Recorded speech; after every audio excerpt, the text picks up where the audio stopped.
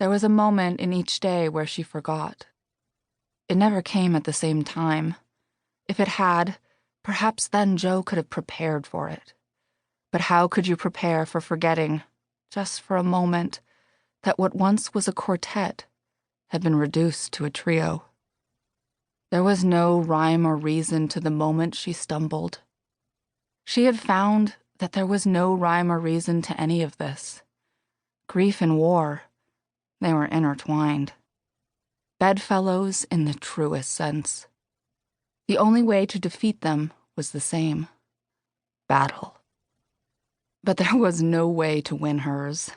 Jo was Sisyphus, rolling that boulder up the hill only to lose her grip right before she reached the top.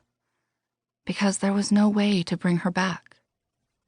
Beth was gone. Not the way Laurie or Father was gone, or how Amy was gone, but really, truly gone. It still felt so wrong. Like Jo had tripped into a nightmare she couldn't wrench herself from. Was that why she forgot? Was her mind simply ill-prepared for the new world she'd woken to that terrible day?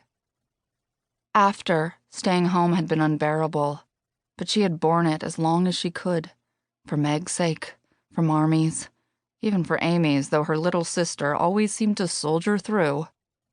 But when the attack on Pearl Harbor shocked America, the war that had been knocking at their doors finally burst through in the cruelest, bloodiest way. Grief had no place in the aftermath. Grief made its home in her heart, dug a burrow, and set up for good when action was so badly needed. The March sisters, the broken, out-of-tune trio that was left, had scattered. Meg had stayed with Marmee, the good daughter who never rocked the boat too much. Amy had done what she did best. Put on a smile and sought a way out and found it. And Jo had run. There was no polite way of putting it, and she wasn't the most polite in the first place. She wouldn't lie and deny it to herself, at least. She had run, as far and as fast as she could. The war effort needed women, capable women who could handle explosives and build planes with steady hands and a smile on their faces for the newsreels. She would have preferred Laurie's path. A uniform and a gun in her hands and a boat overseas and some Nazis to defeat. She'd told him to punch Hitler for her as she straightened the wool lapels of his uniform before he'd shipped out. He'd let out a laugh, but it hadn't reached his eyes. He'd been so upset with her still, but there had been nothing to do but put the sting of her rejection aside. There were much more important things now.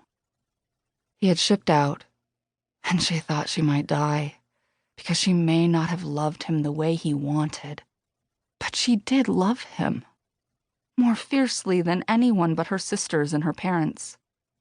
Jo had never been one to give her love lightly, and now so many pieces of her were missing.